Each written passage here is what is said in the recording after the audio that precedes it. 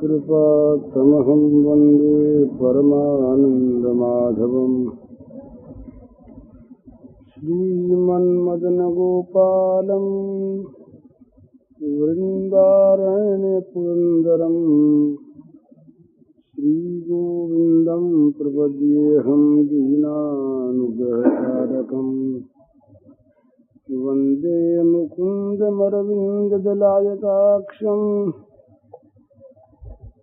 कुन्देन्दुशङ्खदशनं शिशुगोपवेशम् इन्द्रादिदेवगणवन्दितपादपीठम् वृन्दावनालयमहं वसुदेवसूनुम्।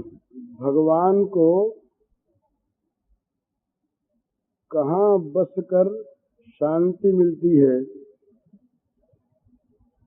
कहाँ रहने पर भगवान को विश्राम मिलता है। माने ऐसी जगह होनी चाहिए जहाँ चित्त को अशांत करने वाले साधन न हो। जब आदमी काम करते करते थक जाता है, चारों तरफ के झंझटों से ऊब जाता है, तो सोचता है भाई कहीं ऐसी जगह पहुंचे जहाँ विश्राम करें, शांति मिले। और कोई ऐसी जगह मिल जाए तो फिर ये मन होता कि बस यहीं रहें, कौन झंझट में जाए। तो भगवान भी ऐसी जगह ढूंढा करते हैं। सृष्टि का बड़ा कार्य, जगत का बड़ा झमेला, इनके भी विश्राम के मन में आया करती है कि विश्राम करें। कुछ जगह ऐसी मिल जाए वहां विश्राम करते ही रहें, सदा ही विश्राम करें। उन्होंने एक जगह नहीं, कई जगह कई प्रकार से अपने विश्राम स्थल बताए, ग्रंथों में आया है। तो रामचरितमानस में एक जगह की बात कहता हूं। अरण्यकांड में लक्ष्मण जी से बता रहे हैं, तो कहते हैं वहां पर लक्ष्मण बतलाते हैं वो घर कैसा हो, घर के आसपास क्या हो, घर के आजू बाजू में कौन चीज हो। जैसे ये गीता भवन है, सामने गंगा जी बह रही है, ये फूलों का बगीचा लगा हुआ है, ये सुंदर भवन बना हुआ है।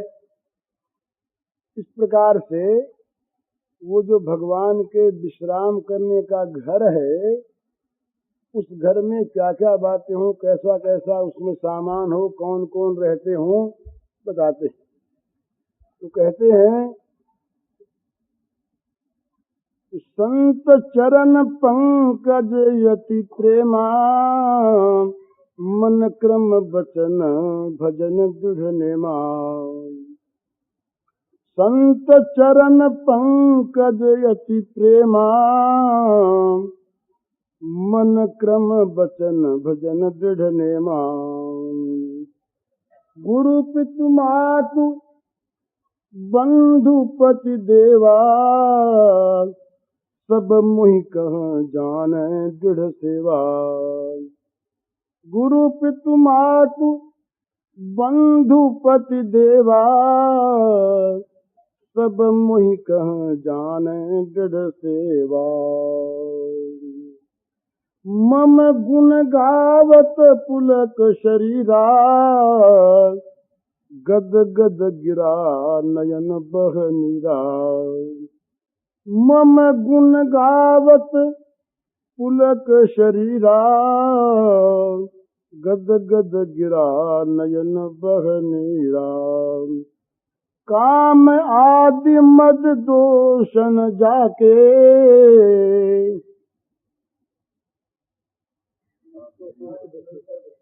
तात निरंतर वश में ताके। काम आदि मद दंबन जाके, तात निरंतर वश में ताके। बचन कर्म मन मोर गति, बचन कर्म मन मोर गति, भजन करहि निकाम। बचन कर्म मन मोर गति, भजन करहि निकाम। तिनके हृदय कमल मह, करहु सदा विश्राम। सियावर रामचंद्र की जय। तिनके हृदय कमल मह, करहु सदा विश्राम। ये ऐसा घर है, हृदय कमल। कमल बड़ा कोमल, बड़े आराम की जगह है। और हृदय में तो जरा सी भी कोई चीज होती है तो बड़ी चुभती है।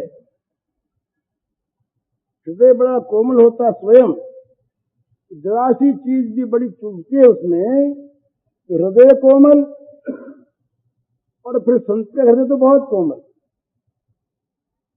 संत का हृदय बड़ा कोमल। वो कहते हैं कि संत हृदय नवनीत समाना, कहा कभी न पे कहे न जाना। कवियों ने बताया कि संत का हृदय बड़ा कोमल है। कोमल बताया तो ठीक बताना उन्हें आया नहीं। क्यों? निज परिताप द्रवय नवनीता।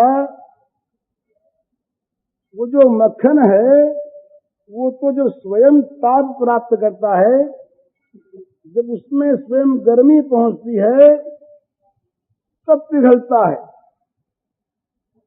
पर दुख दुखी संत सुपुनीता। जो पवित्र हृदय संत है ये तो दूसरे के ताप से तप्त होते हैं। इसका अर्थ ये हुआ कि संत का हृदय बड़ा कोमल। एक तो कोमल हृदय, उस कोमल हृदय में आसन बिछा हो कमल का। तिनके हृदय कमल मह, उनके हृदय कमल मह। भगवान कहते हैं कि मैं नित्य विश्राम करता हूं, सदा सर्वदा रहता हूं। वो संत कैसे होते हैं, उन संतों के लक्षण क्या हैं, ये बतलाते हुए उन्होंने कहा कि वो जो मेरे प्रेमी भक्त हैं उनका स्वभाव कैसा होता है, उनका आचरण कैसा होता है, उनका जीवन कैसा होता है। तो बतलाते हैं पहली बात तो ये कि संतों के चरणों में उनका आत्यंतिक प्रेम होता है। ये एक विशेष गुण है जो बड़ा श्लाघ्य है और जो सहज में आता नहीं। कहने को भली कह दे। मनुष्य का और खास करके विषयी लोगों का जो प्रेम है वो वही होता है जहां उन्हें विषय की कोई गंध आती है। रामकृष्ण परमहंस ने बतलाया कि दो प्रकार की मक्खियां होती हैं, एक मधुमक्खी और एक साधारण मक्खी, विष्टा की मक्खी। तो मधुमक्खी तो उस मधु को छोड़कर और कहीं बैठती ही नहीं, और जो विष्टा की मक्खी है वो कभी कभी मधु पर भी बैठ जाती है, पर जहां विष्टा देखती है वहां वो विष्टा पर ही जा बैठती है। उन्होंने एक और उदाहरण दिया कि ये जो बाज, ये पक्षी होता है गीध, ये बहुत ऊंचे उड़ सकता है, उड़ान बड़ी ऊंची देता है। पर कहा कि तहा दृष्टि था के गाभा बोड़े, ये बंगला का वाक्य है। ऊंचा बड़ा उड़ता है पर उसकी नजर रहती है जहां सड़े पशु मुर्दे पड़े रहते हैं वहां। बहुत ऊंचा उड़ने पर भी, बहुत ऊंची बात करने पर भी जो विषयी पुरुष हैं, जो असंत पुरुष हैं, उनकी नजर रहती है विषयों की गंदगी की तरफ ही। वो चाहे बाहर से किसी से प्रेम दिखलाएं, किसी प्रकार की बात करें, तो उनकी दृष्टि है सूक्ष्म, उनकी जो मन की नजर है वो वहीं जाती है जहां विषय है। भगवान की मूर्ति के श्री विग्रह के अंगुली में हीरा कैसा है, वो कितने मूल्य का है, पोशाक कौन से कपड़े की है, उस कपड़े पर नजर जाएगी, उस हीरे पर नजर जाएगी, भगवान के सौंदर्य पर नहीं जाएगी। ये तो ऊंची बात है, परंतु वास्तव में स्थिति तो यह है कि विषय वासना को लेकर जो बहुत गंदी गंदी क्रियाएं होती हैं, और उन क्रियाओं के जो साधन होते हैं, उन्हीं की ओर मनुष्य का मन जाता है। तो संत के पास भी जब पहुंचता है ऐसा मनुष्य, तो संत से भी या तो ऐसे ही किसी विषय वासना की पूर्ति की अभिलाषा करता है, हमारा अमुक वैषयिक अभाव जो है वो संत पूरा कर दें, संत की कृपा से हमारी विषय वासना की सामग्री हमें प्राप्त हो जाए। नजर वहीं रहती है, अनुसंधान रहता है मन में उसी विषय का, उसका प्रेम संत के चरण में नहीं होता। जो लोग जगत से उदासी हैं, जो लोग विरागी हैं वास्तविक, कोई विराग संपन्न भगवान में अनुराग करने वाले पुरुषों के प्रति उसी का वास्तविक प्रेम होता है जिसका विषय विराग में और भगवत अनुराग में प्रेम होता है। नहीं तो कहीं जाता भी है, सुनता भी है, ऊपर ऊपर से भले तारीफ कर देगा, बाहर से हाथ भी जोड़ देगा, कौतूहल से या वहां भी किसी मान सम्मान की इच्छा से सत्संग में बैठ भी जाएगा, संत को अपने घर बुला के खिला भी देगा। ये भी सब नहीं करते, पर ऐसा कर लेते हैं। परंतु उनकी यथार्थ जो प्रीति है, जो चित्त की गति है, जो मन की रति है, वो रहती है विषयों में, वो नहीं रहती संत के चरणों में। तो भगवान के रहने योग्य जिसका हृदय हो, उसकी रति होनी चाहिए, प्रीति होनी चाहिए, दृढ़ प्रीति होनी चाहिए संत के चरणों में। संत चरण पंकज अति प्रेमा, उसमें से संत के हृदय में से, संत के चरणों में से निरंतर उसे सुख मिलता रहता है। ये जहां चित्त ऊबता है, जहां चित्त घबराता है, जहां किसी संत महात्मा की किसी चेष्टा से मन में दुर्विचार उत्पन्न होता है, वहां प्रेम नहीं है। ये तो नियम ही है, ये एक सिद्धांत है कि प्रेम में दोष नहीं दिखा करता।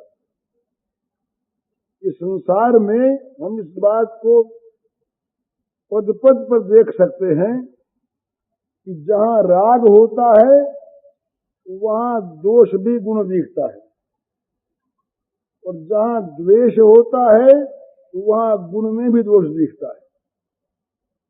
ये राग द्वेष की आंख जिसकी बन जाती है ना, और सबकी बनी हुई है,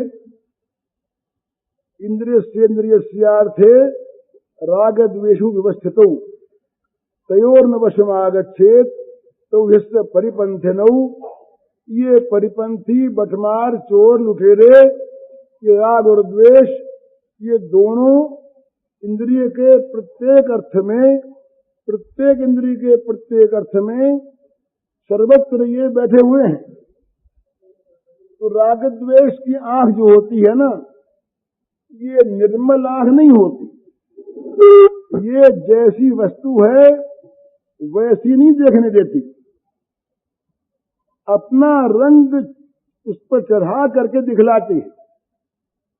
जहां हमारे मन में द्वेष है, तो चाहे सामने वाला हमसे प्रेम ही करता हो, उसका आचरण हमारे प्रति सर्वथा चाहे निर्दोष हो, पर हमारी द्वेष भरी आंखें उसमें दोष देखती है।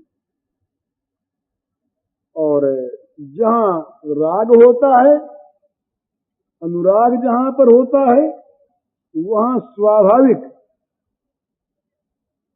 दोष भी गुण दिखता है। माँ को अपने बच्चे के दोष प्राय नहीं दिखते। दो बच्चे कहीं लड़ करके आवे, एक पड़ोसी का और एक अपना,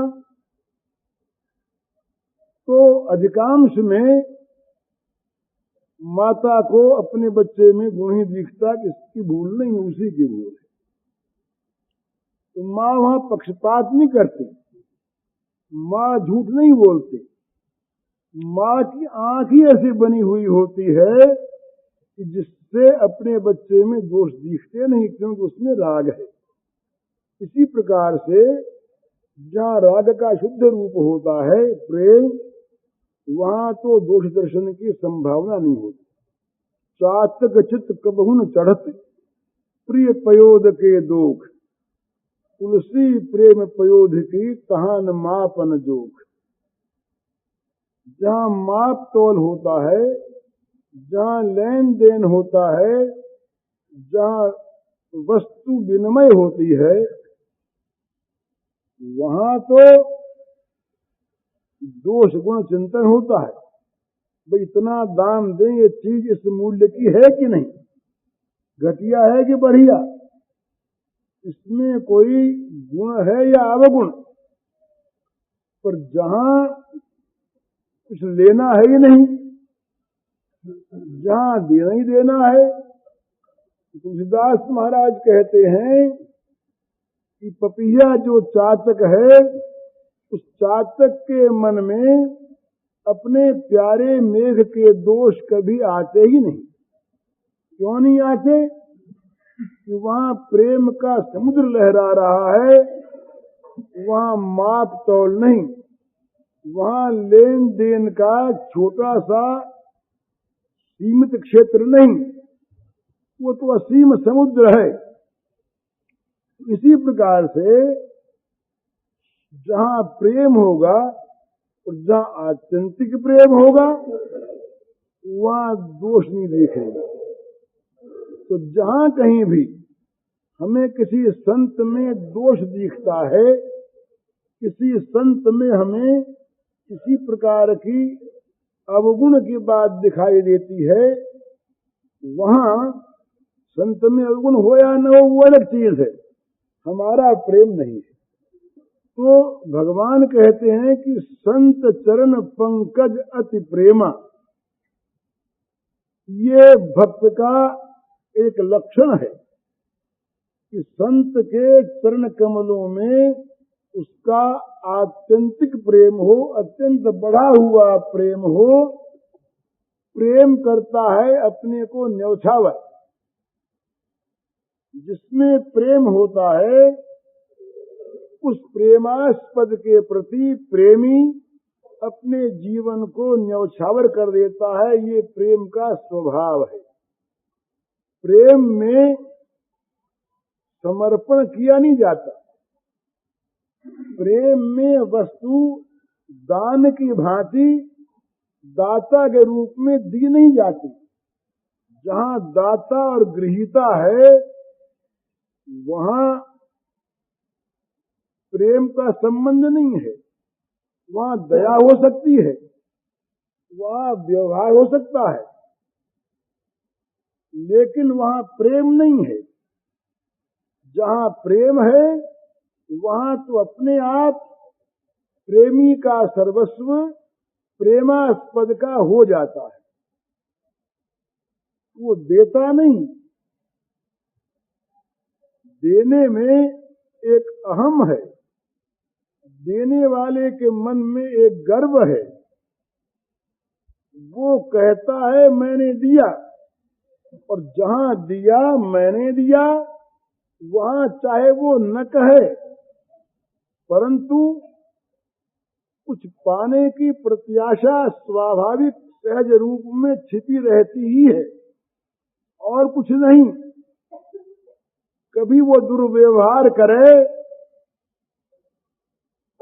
लेने वाला, तो देने वाले के मन में ये कल्पना होना बहुत संभव है कि देखो भाई मैंने तो इनको दिया, सद्भाव तो लग रहा, कृतज्ञता मैं नहीं चाहता, तो देखो मुझसे दुर्व्यवहार करते।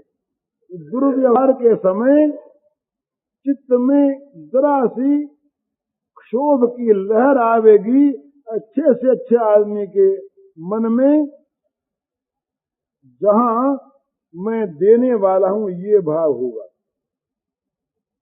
जहां ये भाव नहीं, वहां चाहे कितना ही दुर्व्यवहार हो, वो तो देने वाला है ना, उसको प्रत्याशा कैसी, उसको बदला पाने की इच्छा कैसी, उसको उसके द्वारा सुख पाने की लालसा कैसी। वो चाहे उदासीन रहे और चाहे दुख दे। बरखी परुख पाहन पयद, पंख करे टुक टूक, तुलसी परी न चाहिए चतुर चात कहीं चूक। भाई बड़े बड़े भारी भारी ओले बरसा करके चातक के पांखों के टुकड़े टुकड़े कर दे मेघ, तो क्या चातक के प्रेम में किसी प्रकार की भूल होगी? क्या उसका प्रेम घटेगा? न, क्योंकि वहां प्रेम है। तो जहां प्रेम है, जहां देना है, बिना किसी दाता के भाव से स्वाभाविक जहां दिया गया उसका बन गया, वहां पर न उस पर कोई एहसान है, न उससे कृतज्ञता की आशा है, न किसी बदला पाने की आशा है। वो तो प्रेम ने अपने आप स्वाभाविक रूप से प्रेमास्पद के चरणों पर जीवन को चढ़ा दिया, चढ़ गया जीवन। तो इसलिए जहां प्रेम होता है वहां भी दोष नहीं दिखता, और जहां पर संत है और अति प्रेम है वहां पर तो ऐसी कोई कल्पना नहीं। वहां तो बस स्वाभाविक सरल प्रेम होता है। दूसरी बात, मन क्रम वचन भजन दृढ़ नेमा। ये भजन जो है ना, ये कहीं होता है तो कहीं वाणी से होता है, कहीं हाथ पैर से सेवा कर दी, पूरा नहीं होता। पूरा कौन सा होता है? जो मन से भी हो, वचन से भी हो, शरीर से भी हो। शरीर सेवा में लगा रहे, वाणी गुण कथन में लगी रहे, और मन चिंतन में लगा रहे। ये भजन का प्रकार है। मन भगवान के चिंतन में रहे, वाणी भगवान के नाम गुण गान में लगी रहे, और शरीर तो भी भगवान हमें कहाँ मिले जो उनकी हम सेवा करें। तो भगवान ने बताया कि मैं हर जगह हर समय हर एक के रूप में मौजूद हूं। हम घर का काम करें भगवान की सेवा, जो कुछ भी हम काम करें सारे काम भगवान की सेवा बन सकते हैं यदि हमारे मन में भगवत भाव हो, हम भगवान की सेवा कर रहे हैं, इस प्रकार की हमारी निश्चय दृढ़ धारणा हो तो हमारा प्रत्येक कर्म भगवान की सेवा बनता है। ये प्रश्न गीता में आया, मूल प्रश्न हुआ ये कि भाई ऐसा कोई भगवान का रूप बताओ कि जो रूप सब जगह सब समय और सब के लिए सुलभ हो। ब्राह्मण हो, चांडाल हो, पुरुष हो, स्त्री हो, पठित हो, अपठित हो, रात में हो, दिन में हो, घर में हो, जंगल में हो, वन में हो, दुकान में हो, सब समय सब जगह और सब के लिए जो सुलभ हो, ऐसा तो कोई भगवान का रूप चाहिए कि जिसमें सब पूजा कर सकें और पूजा की सामग्री ऐसी हो जो सब के पास सब समय सदा मौजूद हो। ध्यान में आई ना बात? भगवान का रूप ऐसा जो सब जगह सब समय और सबको दिख सके, और सामग्री ऐसी जो सब जगह सब समय सबके पास हो और उसका फल हो भगवान की प्राप्ति। ये एक मुख्य प्रश्न हुआ। तो भगवान ने एक श्लोक में उत्तर दिया, यत प्रवृत्तिर्भूतानां येन सर्वमिदं ततं स्वकर्मणा तमभ्यर्च्य सिद्धिं विन्दति मानव। तीनों प्रश्नों का उत्तर है। भगवान का सब समय सब जगह और सबको सुलभ रूप कौन सा है? तो भगवान कहते हैं कि जिस स्वरूप से जिससे सारे जगत की प्रवृत्ति हुई, चराचर भूत ये सब प्राणी सारा जगत जिससे निकला और जो सारे जगत में फैला हुआ है, ये तो भगवान का रूप। जो सारे जगत में फैला है वो अपने आप सब जगह है, वो अपने आप सबके लिए है। तो जिससे सारा जगत निकला और जो सारे जगत में फैला हुआ, ये तो भगवान का रूप। इसको चाहे रात में देख लो, दिन में देखो, बिछौने पर देखो, रसोई में देखो, जहां इच्छा वहां देखो, और जब इच्छा तब देखो। बोले तो देख लिया। अब पूजा की सामग्री, बोले रात को तो हमको नींद आ रही है, अब क्या करें, पूजा कैसे करें? तो कहा नींद के द्वारा पूजा करो। बोले भूख लगी है, पूजा कैसे करें? तो बोले भूख मिटाने के द्वारा पूजा करो। अब हमें दुकान पर जाके धन कमाना है, बोले धन कमाने के द्वारा पूजा करो। स्वकर्मणा तम अभ्यर्च्य, जिसका जो विहित कर्म, जिसका जो कर्तव्य, जब जिसके लिए जो काम करना आवश्यक, उसी काम के द्वारा उसकी पूजा करो। फल क्या होगा? सिद्धिम विन्दति। सिद्धि कहते हैं जीवन की सफलता को। जीवन की सफलता का अर्थ है भगवत प्राप्ति। मन कर्म वचन भजन दृढ़ नेम। इसलिए प्रत्येक आदमी, स्त्री पुरुष, बालक वृद्ध, विद्वान मूर्ख, ब्राह्मण चांडाल, भगवान के भजन के सब अधिकारी और सब भजन कर सकते हैं, सब समय कर सकते हैं, केवल वाणी से नहीं, मन से भी, वचन से भी।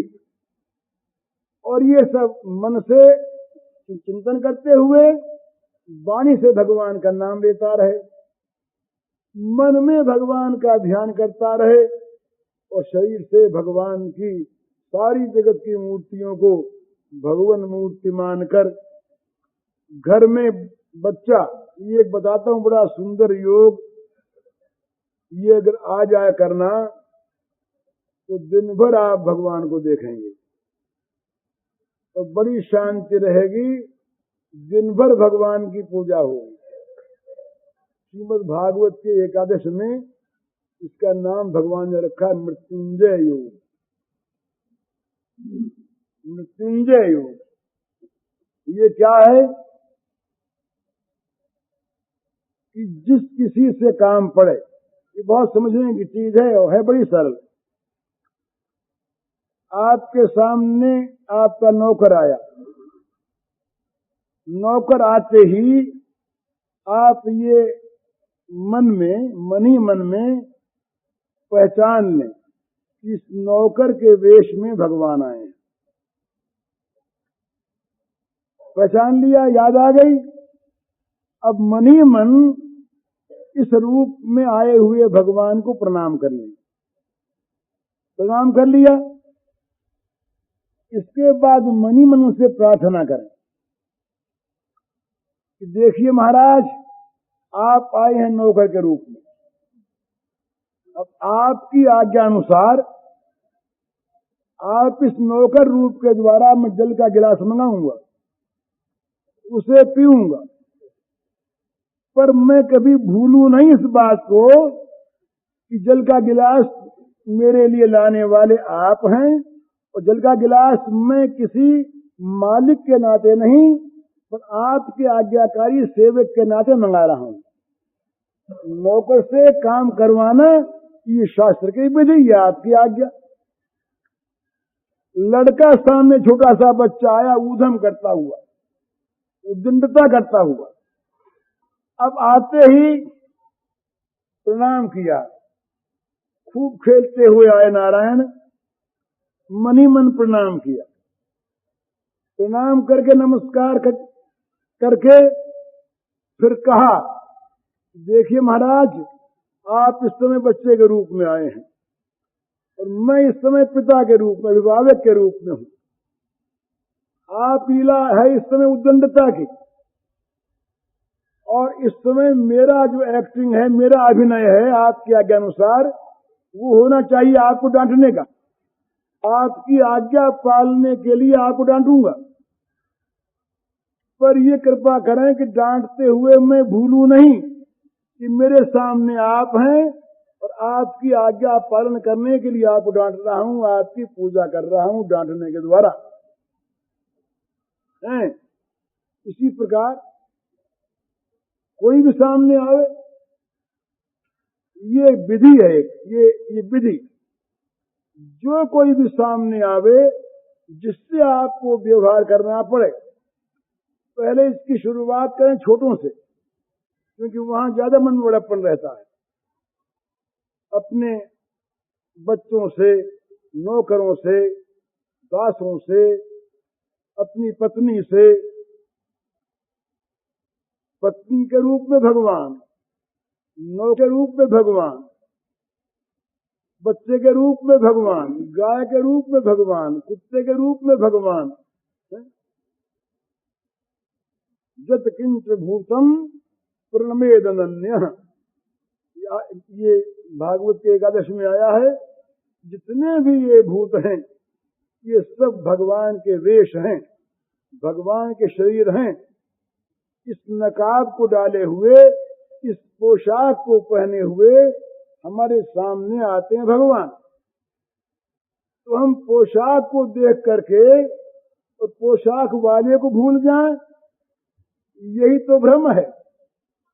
विभिन्न पोशाकों में कहीं कुछ बने हुए, कहीं कुछ बने हुए, कहीं कुत्ता बने भौंकते हैं, तो कहीं तोता बने राम राम रटते हैं, कहीं कोयल बने कूजते हैं, कहीं मेघ बने गरजते हैं, कहीं माँ बने पुचकारते हैं, कहीं बैरी बने मारते हैं। भाई हो तुम तो निरंतर उनको पहचानते हुए, उनको हरेक रूप में निरंतर देखते हुए और फिर याद रखते हुए व्यवहार करें। अयोध्या में रहे एक संत, तो कहीं जा रहे थे। अब हर तरह के लोग होते हैं, किसी ने लाठी मार दी, बड़ी चोट लगी, सिर फूट गया। शरीर का तो अपना प्राकृतिक ढंग है ही, बेहोश हो गए। लोग उठा के दवाखाने में ले गए, पट्टी वट्टी हुई, होश आया तो दवाखाने का आदमी दूध पिलाने आया। दूध का गिलास हाथ में था, उसने कहा महाराज जी दूध पी लो, सच्ची घटना है। तो महाराज जी ने कहा कि पहले तो लाठी मार दी और अब दूध पिलाने आ गया। वो समझा नहीं बेचारा, उसने कहा मैंने कहा लाठी मारी, तो तेने नहीं मारी, दूसरा कौन मारने आया था? तू तो लाठी मारी, तेने तो लाठी मारी और तू दूध पिलाने आ गया। तो उनकी आंख दूसरी। इसी प्रकार से लाठी मारने वाला भी वही और लाठी खाने वाला भी वही, भौंकने वाला भी वही, डांटने वाला भी वही, पुचकारने वाला भी नहीं भी वही। जिसको माँ कहते हैं वही, जिसको स्त्री कहते हैं वही, जिसको बेटा कहते हैं वही, बाप कहते हैं वही। तो इसीलिए इसी में जहाँ लक्षण बताया है तो कहा है गुरु पितु मातु बंधु पति देवा, सब मोह कह जान दृढ़ सेवा। वो गुरु हो, पिता हो, माता हो, भाई हो, बंधु हो, इसमें विशेषता एक और होगी। जब भगवान मानेंगे उसको तो सेवा में और भी दृढ़ता होगी। अभी एक सज्जन ने हमसे कहा नीचे कि भाई तुम्हारे यहाँ सत्संग में आने वाली जो स्त्रियां हैं ये पतियों की बात नहीं मानती। अभी एक ने कहा नीचे मुझसे, मैंने कहा कि वो ठीक सत्संग को समझी नहीं, पर ये सत्संग का प्रभाव नहीं है, ये तो दुनिया में आजकल सभी जगह हो रहा है। और हम स्त्रियों को क्यों कहें? स्त्रियों को पतिव्रता सीता के रूप में देखना चाहने वाले पुरुष कौन से राम हैं? हम चाहते हैं कि स्त्रियां हमारी अनुगता होकर के रहें, प्रत्येक बात में वो बिना किसी ननु नचे के हमारा अनुगमन करें और हम उनके साथ करें दुर्व्यवहार। तो यद्यपि हमारे दुर्व्यवहार से भी प्रेम स्वरूपा जो देवियां हैं उनमें दुर्भाव नहीं आना चाहिए। उनका अपना धर्म तो यही है कि अपनी तपस्या से, अपने धर्म से अपने पति के दुष्कर्म को मिटा दे। पति अगर मार्ग भूल कर बुरे मार्ग में, भूल के मार्ग में जा रहा है तो पत्नी को ये चाहिए अपने तप से, अपने धर्म से पति को ठीक मार्ग पर ले आवे। परंतु पतियों को तो अपना धर्म पालना चाहिए। ये जो हम कहते हैं ना, और शास्त्र कहता है कि पत्नी पति को परमेश्वर माने, इसका अर्थ यही है कि उस घर में रहने वाली, घर का काम करने वाली देवी की वृत्ति भगवदाकार बन सके किसी प्रकार से। वो दिन भर ये समझेगी कि पति का घर भगवान का मंदिर और पति भगवान, तो प्रत्येक काम में मैं भगवान का काम कर रही हूँ, ये भगवान है, तो ईश्वर ईश्वर ईश्वर भगवान भगवान भगवान यूं रटते रटते वृत्ति ईश्वराकार हो जाएगी, फिर न पति रहेंगे न घर रहेगा और ईश्वर आ जाएंगे। इस दृष्टि से पत्नी पति को भगवान माने, न कि पति ये कहने को तैयार हो जाए कि मैं भगवान और तुम मेरी दासी, मुझे पूजा करो। यूं अगर पति समझे तो ये पति का समझना भूल है। तो मैं ये कह रहा था, ये बीच में प्रासंगिक बात आ गई, जहां भगवत भाव होगा वहां सेवा में विराग नहीं होगा। अब इसी चौपाई का कोई अर्थ लगा ले, ऐसा लगता भी है कि भाई गुरु पिता माता पति बंधु इनको कुछ न समझो और मुझको ही गुरु पिता माता बंधु समझो, ये ठीक अर्थ है। पर इसका अगर यूं अर्थ लगावें तो और सुंदर रहता है कि पति के रूप में जो हमारे सामने आता वो भगवान, शिष्य के सामने जो गुरु है वो भगवान, पुत्र के सामने जो पिता माता है वो भगवान, मित्र के सामने जो मित्र है वो भगवान। एक तो उनसे प्रेम था ही, स्नेह था ही, और उनमें भगवत बुद्धि हो गई और प्रेम बढ़ा तो प्रेम में दोष दिखते नहीं, तो सेवा ही सेवा बने तो का दृढ़ सेवा। गुरु पितु मातु बंधु पति देवा, सब मोह कह जान ही दृढ़ सेवा। सब में भगवान को देखे, ये मृत्युंजय योग, ये आप करके देखिए। घंटे भर रोज अभ्यास करिए, घंटे भर अभ्यास करिए, याद रख करके। काम करते हो तो और अच्छा, न करते हो तो बैठे बैठे ही जो सामने आवे तत्काल सामने आते याद करने इस चीज को, इस रूप में नारायण आए, इष्ट देव आए। कहने में देर लगती है, होता बहुत जल्दी, और मन ही मन तत्काल प्रणाम कर लें। जहां प्रणमन हो गया, नमन हो गया, झुक गए आप, वहां आपका बड़प्पन गया। प्रणाम का अर्थ ही होता है, बड़प्पन का त्याग, प्रणाम का अर्थ ही होता है, झुक गया। तो जहां हमने उसको प्रणाम किया, उसको बड़ा मान लिया, तो पहले देखते याद किया, प्रणाम किया, और फिर अगर काम करना हो तो तत्काल उस काम को सेवा बना ले, भगवान की पूजा बना ले। ये जो मैं कर रहा हूं, मुझे आपने चूंकि पिता का स्वांग दिया है, मुझे आपने पति का स्वांग दिया है, मुझे आपने पत्नी का स्वांग दिया है, इसलिए इस स्वांग के अनुसार बर्ताव करना ये आपकी आज्ञा, और उसका जो स्वांग है उस स्वांग के अनुसार उसके साथ बरतना ये आपकी आज्ञा।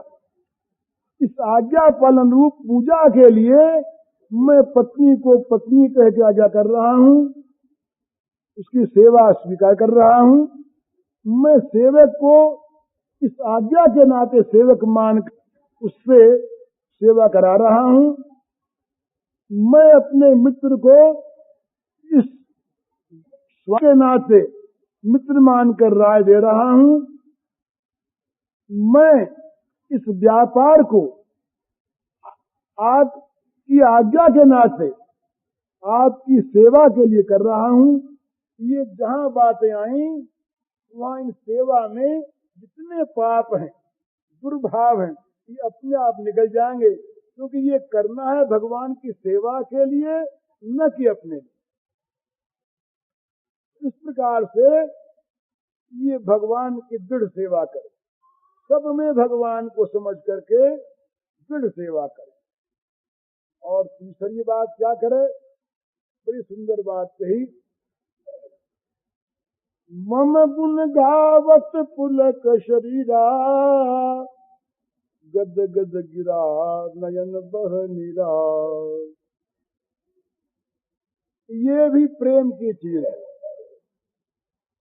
जहाँ प्रेमी होता है वहाँ प्रेमास्पद का स्मरण सुखदायक होता है।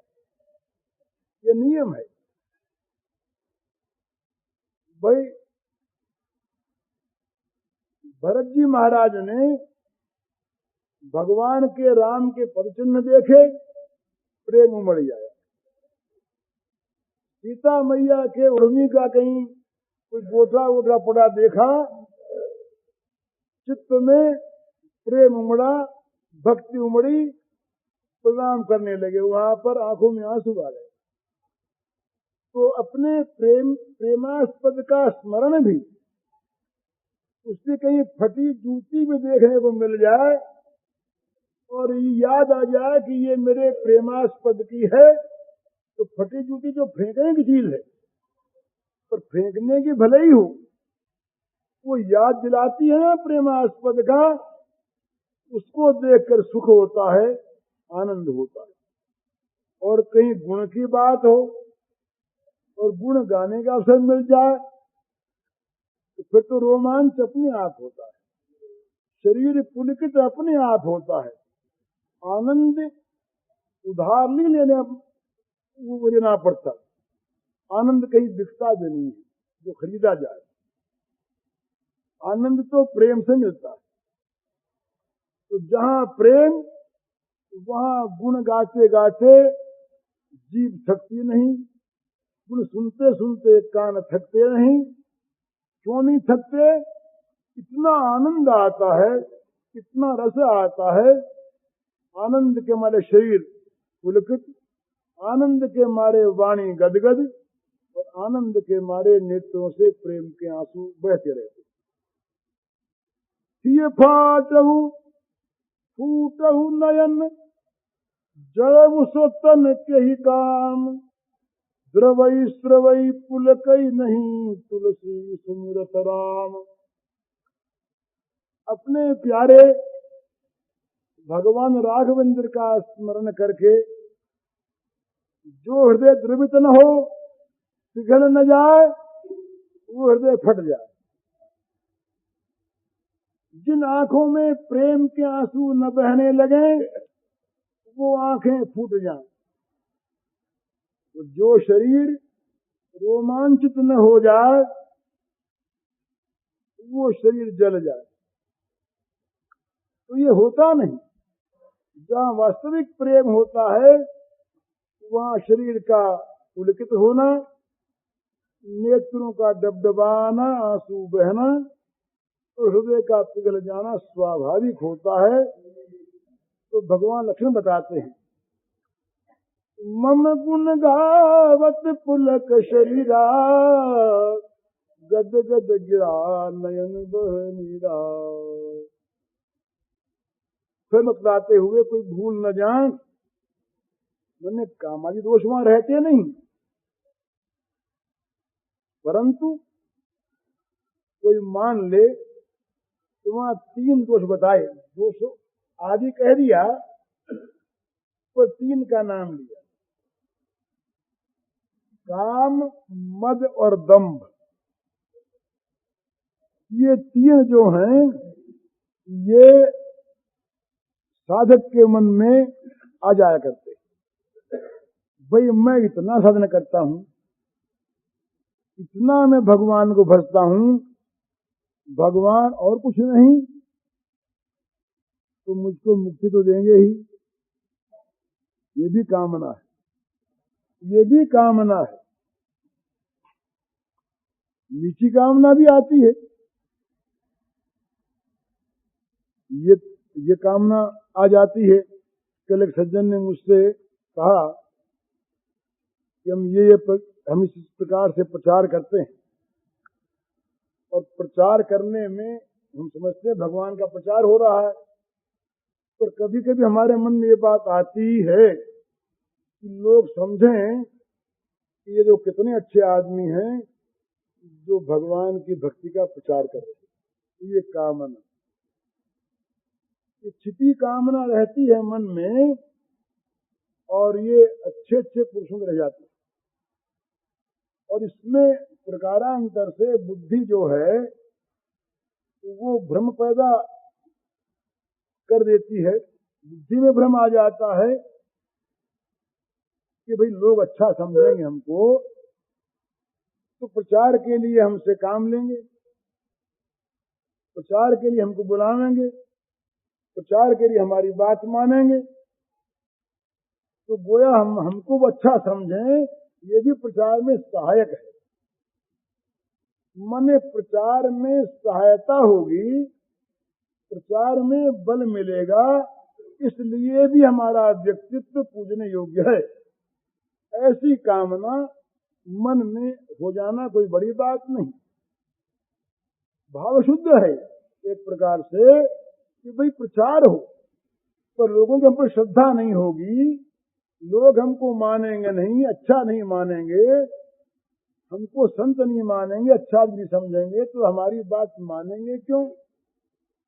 तो लोग हमें अच्छा समझें, लोग हमारे अंदर संतत्व का, संतपने का दर्शन करें, लोग हमको देख करके, हमारी बात सुन करके प्रभावित हों, लोगों में हमारे जीवन का, हमारी बात का असर पड़े, ये अच्छापन लोगों में दिखे, इस प्रकार की कामना सत्पुरुषों में भी, प्रचारकों में हो जाती है। तो इसको सावधान किया, काम न हो, कामना न हो। दूसरी बात, मद न हो, ये बहुत बड़ा दोष आता है। जहां कोई संत अपने को मानने वाला, भक्त अपने को मानने वाला, अपने में भक्ति का, संतपने का दर्शन करता है, तो उसके मन में चीज आती कि मैं भक्त हूं, मैं संत हूं, और ये सब नहीं। जब ये बात आई तो एक नशा आता है, थोड़ा सा नशा आता है, भक्त बने का, संत बने का नशा आता है। और जहां नशा आया वहीं जबान बिगड़ी, हुलिया बिगड़ा, ये तो नियम है। शराब भांग पी ले तो अस्तव्यस्त हो गया उसका शरीर, उसकी वाणी अस्तव्यस्त हो गई, इसलिए मद न आवे। तृणादत सुनीचेन तरोरिव सहिष्णुना अमानिना मानदेन कीर्तनीय सदा है। ये कली पावनावतार भगवान श्री चैतन्य देव के ये वाक्य हैं, बड़े सुंदर। ये साधक के लिए ये स्वर्णाक्षर हैं। तो कहते हैं अपने को एक राह में पड़े तिनके से भी छोटा माने। कठिन बात है, कहना बड़ा सहज, पर जरासी कहीं तिरस्कार की किसी के द्वारा कल्पना भी हम सुन लेते हैं तो चित्त तलमला उठता है। तिनके की बात तो अलग रही, उनका तो कहना है कि तिनका जो राह में पड़ा उस पर सबके जूतियों की धूल पड़ती है, सबकी ठोकर लगती है, पर तिनका कुछ भी बोलता नहीं। ये कहते हैं कि संत बोले भी, त्रिनाथ अपि, उससे भी बढ़कर ये अपने को सुनीच माने। सुनीच, नीच नहीं है। सु अच्छे में लगता है, सु खराब में भी लगता है, तो नीचता के साथ भी सु लग गया, सुंदर नीच हो। ये सुंदर नीच का दूसरा अर्थ भी होता है। एक होता है नीच जो नीचे ही काम करता है, और एक इतना अपने को नीचा मानता है तो नीचा हो के रहता है, ये सुनीच है और वो कुनीच है। तो सुनीच हो अर्थात अथवा अपने को उससे भी नीचा माने, अपने में किसी प्रकार का, किसी वस्तु को, किसी साधन को, किसी स्थिति को लेकर के जरा सा भी गर्व का अंकुर न रहे, गर्व का बीज न रहे, ये है मदहीनता। कितने महाप्रभु ने तो ये कहा कि भाई भगवान का नाम कीर्तन करने योग्य है कौन? कीर्तन किससे होता है? जो ऐसा होता उससे होता है। तो अपने को एक तिनके से छोटा माने। और कहीं पाठ है तो तरो रिव और कहीं तरो रपी भी कहते, पर मैंने देखा अधिकांश प्रतियों में तरो रिव पाठ है। तो वृक्ष के समान सहनशील हो। अब वृक्ष को कोई पत्थर मारता है तो बदले में वो पत्ते देता है, डाली देता है, या सुंदर पका हुआ आम देता है। पत्थर मारने वाले को पका हुआ मीठा आम दे। वृक्ष को कोई काटता है तो वो उसके घर की चौखट बनता, घर के किवाड़ बनता, घर की छत बनता, घर की सीढ़ी बनता, घर की चौकी बनता। कट कर अपने सारे अंगों के द्वारा उसकी सेवा करता। वृक्ष को काट कर कुछ जलाता, फूंक देता, तो जलता हुआ भी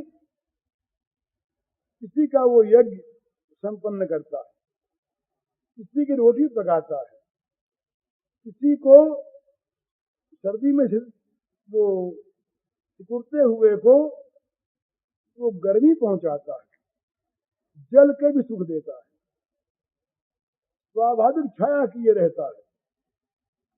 इस प्रकार से वृक्ष के समान सहनशील हो, स्वयं अमानी हो, मान रहे नहीं किसी बात का और दूसरे को मान दे, ऐसा मदहीन हो। ये दूसरी बात। तीसरी बात कही वो कैसा हो, उसके दंभ न हो। ये क्या चीज है, बहुत इस पर ध्यान दीजिएगा। ये सब चीजें हम लोगों में आती हैं, इसलिए इनको ठीक समझना चाहिए। कामना भी आती है, बोले गंगा जी नहाए हैं इतने दिनों तक आकर के, शरीर भी ठीक रहेगा और गंगा जी का बड़ा फल है, धन पुत्र की प्राप्ति होगी, मान की प्राप्ति होगी, कीर्ति की प्राप्ति होगी, स्वर्ग की प्राप्ति होगी और भगवान मिल जाएंगे। ये कामना आ गई ना मन में, बहुधा आती है। हम गंगा जी नहाने वाले, तुम तो गए ही नहीं, देखो हम सत्संग करके आए हैं, अर्थात हम बड़े अच्छे हैं, तुम हमसे नीचे हो। ये मत भी आ ही गया। और दम्भ, दम्भ कैसे आता है? दम्भ आता है लोक रंजन की भावना। दूसरे हमारी तारीफ करें, ये जहां मन में इच्छा पैदा हुई वहां दम्भ होगा। दूसरे हमारी तारीफ करें, दूसरे हमारी बड़ाई करें, काम आदि मद दम्भ न जाके, तात निरंतर वश में ताके। तो काम की बात सुनी आपने। अच्छे से अच्छे पुरुषों के मन में इस कामना का आना बहुत स्वाभाविक है कि भाई हमें करना है भगवत भक्ति का, भगवत भावना का, सद्भावना का प्रचार, जगत का भला हो। और प्रचार करने के लिए लोगों में श्रद्धा होनी चाहिए हमारे प्रति। हम जो बात कहें, हमारा जो आचरण हो, हमारा जो जीवन हो, इसको लोग अच्छा माने, इस पर श्रद्धा हो, इसका प्रभाव पड़े, हमें वो संतत्व को देखें, हमें वो भक्तपने को देखें, हमें वो अच्छाई को देखें, तभी तो हमारी बात मानेंगे ना। नहीं मानेंगे कैसे? नीच कामना चाहे ना आवे, पर ये कामना अक्सर अच्छे पुरुषों में भी आ जाना संभव है। तो यहाँ भगवान सावधान करते हैं, सारे दोषों का नाम न लेकर, तीन ही के नाम लेकर, कि भी कामना न आने पावे। दूसरी बात, मद न आने पावे। देखो, हम भगवान का नाम लेते हैं और हम लिवाते हैं, हम गंगा तट पर जाते हैं, हम सत्संग करते हैं, हम भगवान की वार्ता खूब करते हैं, सुनते हैं, हमारा आचरण अच्छा है, हम अच्छे तो और सब हमसे नीचे।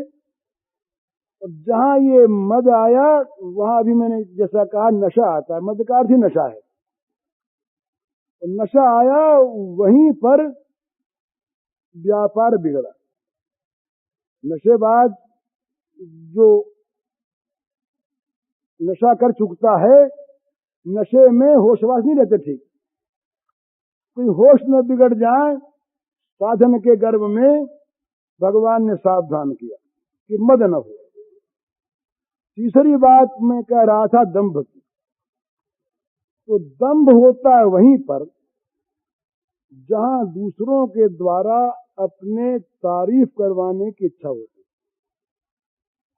अगर ये इच्छा न हो, दूसरे निंदा करें, स्तुति करें, इसकी परवाह न हो, तो दंभ नहीं होता। अपने को अच्छा दिखलाने का, लोगों में अच्छा जतलाने का जो स्वांग होता है, जो अभिनय होता है, इसीलिए होता है कि दूसरे हमको अच्छा कहें। और जहां ये मन में बात आई दूसरे अच्छा कहें, वो एक और दोष आता है।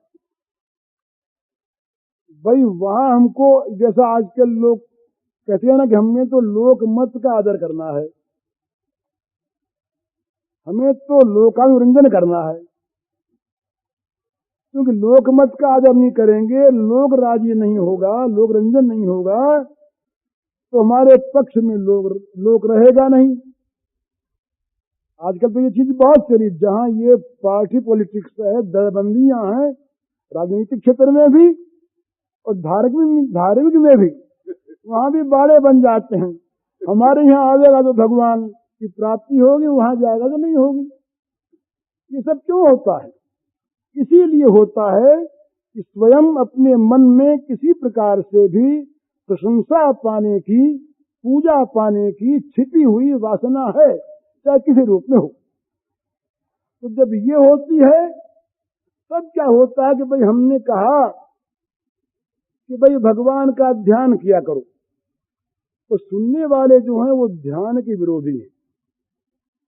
वो चाहते हैं कि ये सेवा की बात कहें, हमें रखना उनको खुश, चाहे ध्यान हमारा अभिप्रेत विषय हो, तो जब उनको खुश रखना है, जब लोक रंजन करना है, तो हम ध्यान की अपनी बात छोड़ करके सेवा की बात कहने लगेंगे। क्योंकि हमारे मन में ये बात है ना कि ये अगर प्रसन्न रहे, इन्होंने हमारी बात मानी, तो कल हमारी बात भी कह देंगे, ध्यान की भी अच्छी भावना में ये बात।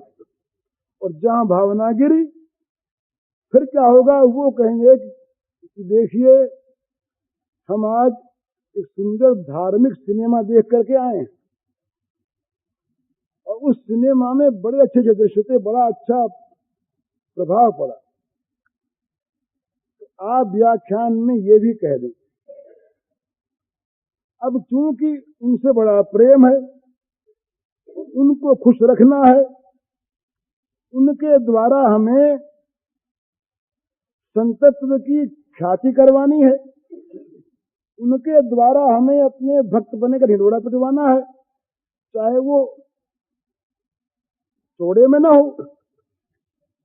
तुम सिनेमा की बात कहने लगेंगे, भाई धार्मिक देखा करो, ये देख करके आए हैं बड़ा अच्छा।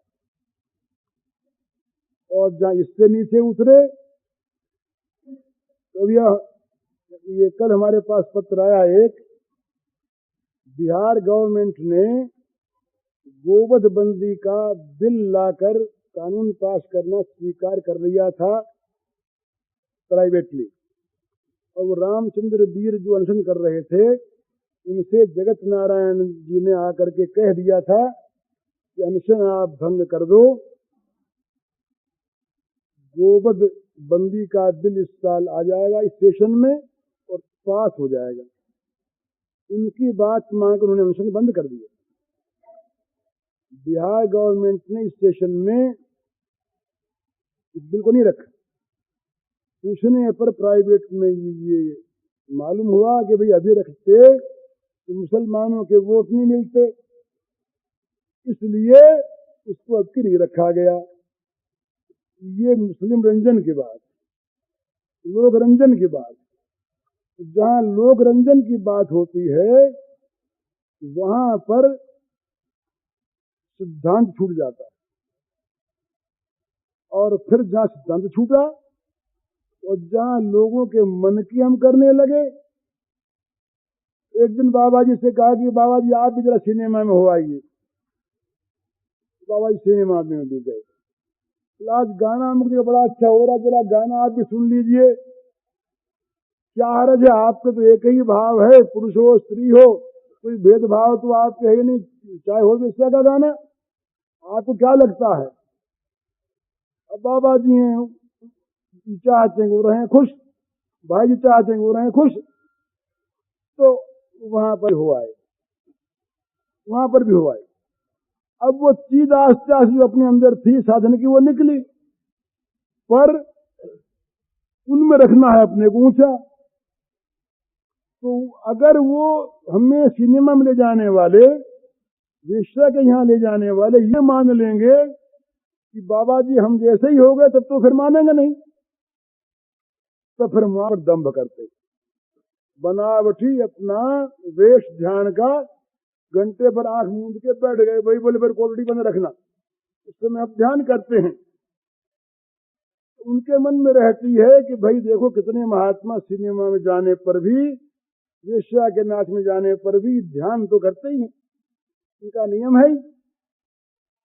इस प्रकार से दंभ आता है। दंभ जो है ये सबसे बड़ा धोखा। इसीलिए भगवान ने आसुरी संपत्ति में सबसे पहले दंभ का नाम लिया। दंभो दर्पोभिमानश्च क्रोधप्पारुष्यमेव च। भाई क्रोधी और कामी इनका उद्धार जल्दी संभव है, पर दंभी का बड़ा कठिनता से, क्योंकि वो दूसरे काम से छूटना चाहता ही नहीं।